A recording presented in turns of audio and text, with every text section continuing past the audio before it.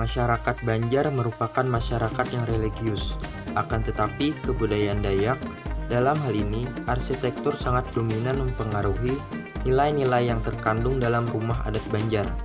Bentuk rumah adat Banjar melambangkan makna-makna kepercayaan keharingan dengan nilai-nilai filosofi batang garing atau pohon hayat. Rumah bubungan tinggi merupakan lambang mikrokosmos dan makrokosmos yang besar. Penghuni rumah seakan-akan tinggal di bagian dunia tengah yang diapit oleh dunia atas dan dunia bawah. Di rumah ini mereka hidup dalam keluarga besar, sedangkan kesatuan dari dunia atas dan dunia bawah melambangkan Mahatala dan Jata atau suami dan istri. Pada masa kerajaan Banjar, rumah hubungan diperuntukkan untuk bangsawan pada masa kesultanan, tetapi dapat dibangun juga oleh golongan pedagang yang kaya. Hal ini terjadi setelah kerajaan Banjar jatuh pada 1860. Rumah hubungan tinggi diperkirakan dibangun pada tahun 1867 Masehi oleh Haji Muhammad Arif. Beliau dikenal sebagai saudagar yang kaya raya pada masanya. Pada masa perjuangan merebut kemerdekaan, rumah hubungan tinggi ini dipergunakan oleh para pejuang kemerdekaan atau TKR sebagai markas dan tempat latihan. Tidak lama setelah perjuangan berakhir, rumah hubungan tinggi ini mulai ditinggalkan penghuninya.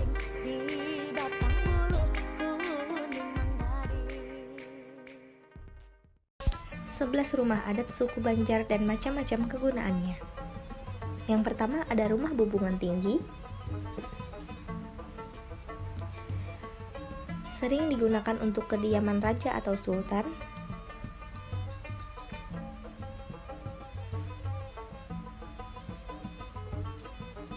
Yang kedua yaitu ada rumah Gajah Baliku. Kediaman saudara dekat raja atau sultan Banjar.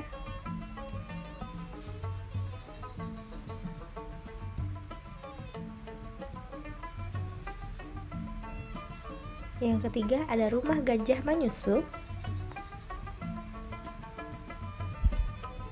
Kediaman Pangeran Pegustian, bisa juga bangsawan.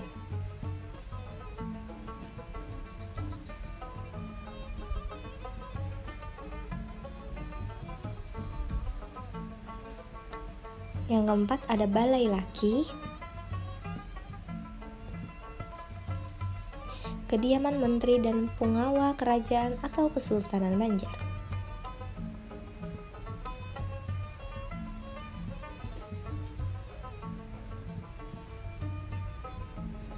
Yang kelima ada rumah Balai Bini.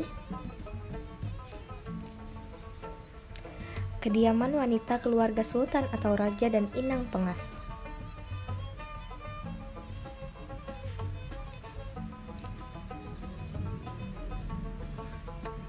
Yang keenam ada rumah Palimasan atau rumah gajah. Tempat penyimpanan barang-barang berharga dan barang-barang berharga bendahara.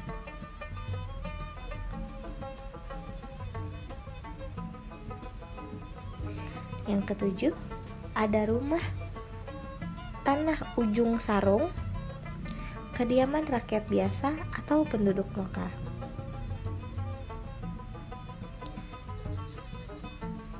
Selanjutnya, rumah Indah Galas. Rumah ini sendiri dikhususkan untuk didiami oleh warga biasa di dalam lingkup Kesultanan Banjar. Yang kesembilan ada rumah Lanting. Rumah Lanting adalah rumah rakitan tradisional khas suku Banjar pada masa Kesultanan Banjar.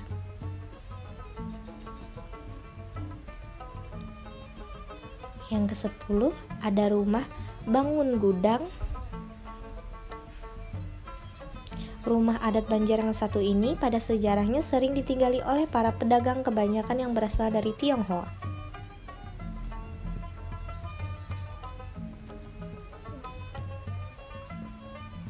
Yang ke-11 ada rumah Palimbangan.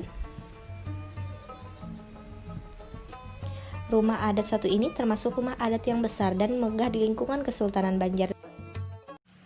Rumah bubungan tinggi atau rumah babubungan tinggi adalah salah satu jenis rumah Banjung, yaitu rumah tradisional suku Banjar di Kalimantan Selatan.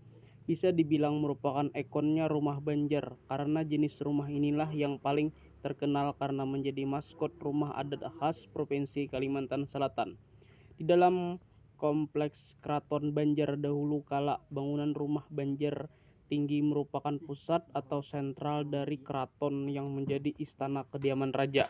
Bahasa Jawa Kedhaton yang disebut dalam serep bahasa Jawa Nadem, yang dulu tepat di depan rumah tersebut dibangun sebuah balai sabak pada tahun 1780 pada masa pemerintahan penambahan Batuah. Adapun ciri-cirinya yaitu 1. Atap dinding langit tanpa pelapon, 2. Tangga naik selalu ganjil, 3. Pemandangan diberi lapangan kelilingnya dengan kandang rasi berukir. Tentang ukuran tinggi, lebar, dan panjang setiap rumah adat Banjar pada umumnya relatif berbeda-beda. Hal ini disebabkan oleh karena ukuran pada waktu itu didasarkan atas ukuran pada atau jangkal. Ukuran pada atau jangkal tersebut justru diambil dari tangan pemilik rumah.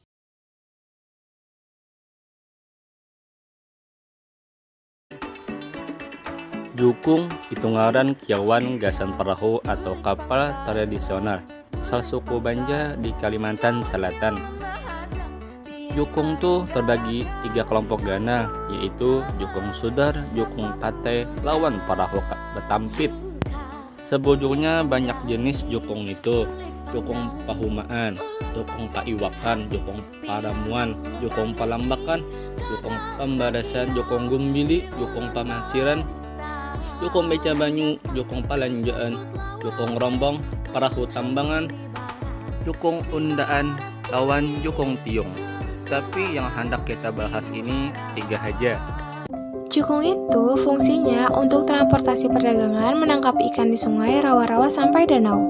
Jukung memiliki daya angkat 10-20 ton. Sungai itu tidak bisa dipisahkan di kehidupan masyarakat Banjar di Kalimantan Selatan karena kondisi geografis wilayahnya dialiri sungai-sungai besar sampai sungai-sungai kecil. Tapi sampai sekarang beberapa bentuk jukung sudah mulai berubah menjadi klotok atau perahu motor seiring teknologi yang modern. Bahkan diantaranya ada yang sudah hilang dari peredarannya karena masyarakat beralih ke transportasi darat dikarenakan lebih cepat, efisien, dan nyaman. Perkembangan teknologi membuat jukung tersisihkan, tapi ada beberapa jukung dapat dijumpai di Pasar Terapung Muara Kuin. Sehingga pasar tradisional Banjar yang unik dan khas ini harus dijaga dan dipertahankan karena keberadaannya merupakan konsekuensi logis dari berkembangnya perahu Banjar untuk melakukan aktivitas ekonominya. Dengan demikian, jukung mampu bertahan di arus modernisasi. Jadi, mari kita lestarikan jukung yang kita cintai.